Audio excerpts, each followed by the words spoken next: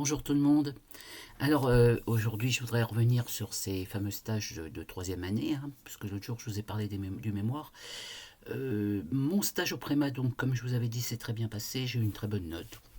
Comme quoi je m'étais montrée très active, intéressée, etc. Bon. Le stage suivant, je suis retournée en physiologie, comme je vous en avais parlé, par rapport au mémoire, ce qui m'a permis déjà d'être dans une position de troisième année et de faire des recherches aussi documentaires sur place, avec l'accord bien sûr de la surveillante. Ça m'a permis d'avoir des données, etc. Et ensuite, je suis reparti sur un autre stage, un stage en musique, en unité de soins intensifs de cardiologie, un service que par la suite j'ai intégré quelques années après. Donc ça a été, je pense que c'est ce stage qui m'a un petit peu révélé l'amour entre guillemets que j'ai pour la cardio. Mais bon, c'est un petit peu bête ce que je dis, mais j'ai toujours beaucoup aimé la cardio. Et ce stage, bon, ça a été. Le problème, c'était que c'était un stage à temps partiel, comme les autres. On n'avait qu'une journée de temps plein dans la semaine. Mais quand même, j'ai vu pas mal de choses. J'ai compris pas mal de choses.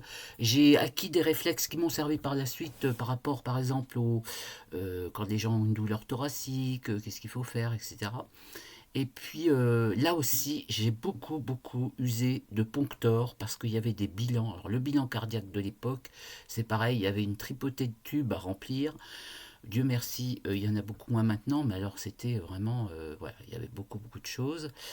Et puis, j'ai rencontré des gens quand même, un petit peu de tout, en fait, en encadrant. Des gens très, très pointus, très, très exigeants, et d'autres pas du tout.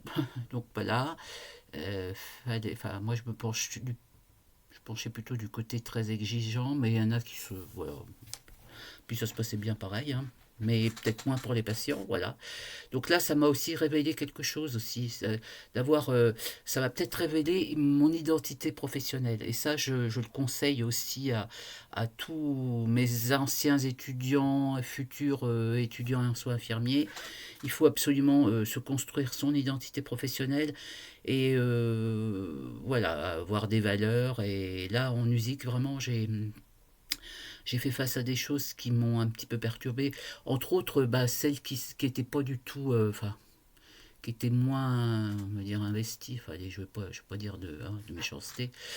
Par contre, très, très, très bien vu de la surveillante. Enfin, je sais pas pourquoi. C'était parce qu'elle arrivait peut-être à se pousser du col auprès de la surveillante. Et c'est ça qui est quand même un petit peu malheureux, c'est que les pires personnes arrivent à progresser, enfin, à montrer une facette d'elle qui est pas la bonne, quoi. Enfin bon, je vais pas rentrer là-dedans parce que il y avait des choses quand même qui me sont restées sur le cœur. Suite à ce stage, je suis allé dans un autre stage de chirurgie dans l'hôpital, mais chirurgie viscérale assez particulière parce que d'abord j'ai fait la connaissance d'une infirmière qui était comme ça, au top, celle qui m'a encadré, c'était... D'ailleurs, tr- pendant très longtemps, je l'ai même revu il n'y a pas si longtemps que ça dans une manifestation de... Enfin, c'était un truc, un ciné-débat. Voilà, je l'avais revu là. Enfin bref, cette fille, j'ai toujours vraiment une professionnelle vraiment d'exception. Et donc, bon, alors là, j'ai quand même quelques anecdotes vraiment qui me sont arrivées, qui étaient assez cocasses, entre guillemets. Alors déjà, vous savez que maintenant, par exemple, pour les personnes qui sont détenues, les prisonniers, quoi, il y a, au sein de la prison, il y a une unité, une infirmerie, voilà. Et quand il y a vraiment un problème où il faut qu'ils viennent à l'hôpital, c'est dans un secteur à part, etc. À l'époque, il y avait deux chambres cellules, en fait. Et ils venaient là. Et bon.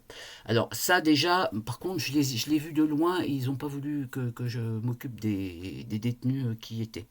Ça, c'est clair. Mais elle m'avait bien expliqué, mon encadrante, là, que tous les tenants et les aboutissants, pourquoi c'était. Alors, ils avaient, donc, c'était un service de chir, mais ils pouvaient avoir des détenus qui avaient des problèmes médicaux, parce qu'il n'y avait que deux cellules dans tout l'hôpital. Donc, c'était là. Alors, c'est la première fois dans ce service où j'ai posé une sonde urinaire à un monsieur. Alors, je rappelle quand même une chose, c'est que la première pose de sonde urinaire doit être faite par un médecin, chez un homme, hein, je parle, doit être faite par un médecin. Mais tout ça, c'est des bonnes paroles.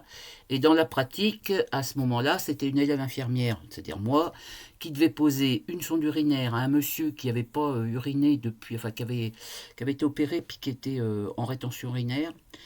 Ce monsieur, il avait quoi, la trentaine, c'était un jeune homme, hein, en fait. Et donc c'est moi qu'on a envoyé pour poser la sonde, j'en en avais jamais posé, hein, je rappelle. Donc l'infirmière m'avait dit tu veux poser la sonde, j'ai dit oui, pas forcément, hein. Alors j'avais appris la théorie, mais j'avais pas mis en pratique. Mais mon tort, ça a été de pas demander à ce qu'elle soit là en fait. Voilà, bon. Donc j'y suis allé et alors ça m'a mise en difficulté parce que le monsieur, enfin le jeune homme, bon moi j'étais jeune, lui il était jeune aussi, et rien que de le toucher, disons que ça provoquait certaines réactions chez lui, il n'arrivait pas à s'en... Il n'arrivait pas à se maîtriser, mais en fait, le fait aussi qu'il est. Ce qu'elle m'a expliqué après, l'infirmière m'a dit le fait aussi qu'il ait la vessie pleine aussi, ça pouvait influencer, disons, ce comportement. Enfin, ce comportement, c'est pas un comportement, cette réaction un peu physiologique, hein. Et ben, ce qui fait que moi, en fait, ça m'a un petit peu traumatisé. Alors après, j'étais allé la chercher hein, parce que j'y arrivais pas. Et depuis, j'ai toujours eu, j'ai jamais aimé poser des sondes urinaires à des hommes, en fait. Je sais pas si c'est ça, ça m'a traumatisé probablement. Ça m'a toujours mise en difficulté, hein, voilà. Alors, aux femmes, pas de problème. Les pires, vraiment personnes où on voit pas le méa, machin. Moi, j'ai toujours réussi pour les femmes, pas de problème. Pour les messieurs, ça a toujours été très difficile parce que, d'abord, en plus, j'ai toujours eu peur de leur faire mal. Enfin bon, ça fait mal de toute façon un peu hein, quand même. Mais voilà. Donc ça, c'était l'anecdote. Deuxième anecdote qui était moins drôle quand même, beaucoup, beaucoup moins. Il y avait une personne en fin de vie dans ce service. Et on parle beaucoup d'euthanasie en ce moment, mais je rappelle quand même que depuis très longtemps, il y a des choses qui se font dans les hôpitaux qui ne devraient pas être faites d'ailleurs, hein. Et enfin, à cette époque-là, entre autres, il y avait, ça s'appelait, comment que ça s'appelait? Ils appelaient ça le cocktail, je me rappelle plus du nom. Enfin bon, parce que j'ai essayé d'occulter ça. Enfin, quand les gens étaient vraiment vraiment mal, on leur faisait, oui, le cocktail lithique. Voilà, ça y est, ça me revient. Alors, je sais pas si vous connaissez, enfin, le terme lithique, hein. Lise, ça veut dire destruction, hein, je vous rappelle. Donc, j'étais là, il y avait donc quelqu'un qui était en fin de vie, je ne sais plus ce qu'elle avait, hein, la personne, et le médecin qui était là me dit, bon ben voilà, il va falloir poser le cocktail lithique à cette personne. Alors, il y avait, je ne sais plus quoi, du phénobarbital, il y avait, je ne sais plus, enfin, je me rappelle plus. C'était un truc, et à titre personnel, moi, ça me gênait beaucoup, et ça m'a toujours gêné d'ailleurs. Moi, je suis pas pour l'euthanasie, hein, je suis désolé. Je suis peut-être pour la sédation profonde, mais pas pour ça, parce que je pense que quand tu donnes ça, ça va finir, on va te dire, bah t'as plus de 80 ans, ben hop, allez hop, tu passes à la casserole. Ça me fait penser à Soleil Vert, hein. Je sais pas si tout le monde connaît Soleil Vert, enfin bref, voilà, moi c'est bon.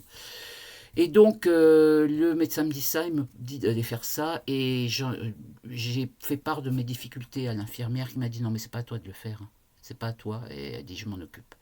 Et ça m'a un petit peu traumatisé cette histoire. Euh, alors, euh, bon, je ne veux pas rentrer dans le débat de l'euthanasie, hein, je vous dis, c'est peut-être parce que j'ai été traumatisé par le film Soleil Vert, mais bon, je me dis que si on rentre, hein, on met un pied là-dedans, on est mal parti. Bon, je vais arrêter là, hein, ça c'était mais c'est un petit peu des réflexions de ma part. Mais enfin bon, ce service de chirurgie, la viscérale, ça m'a énormément plu, j'ai appris plein de choses, hein, qui m'ont servi par la suite, parce que peut-être 20 ans après, je me suis retrouvé dans un service de chir à la clinique, et malgré tout, bah, j'avais encore même si les choses avaient changé, je parle d'un point de vue pansement, etc., il y avait des choses différentes, mais dans l'ensemble, eh bien, les connaissances que j'avais acquises dans ce stage ben, m'ont quand même servi. Voilà, à bientôt.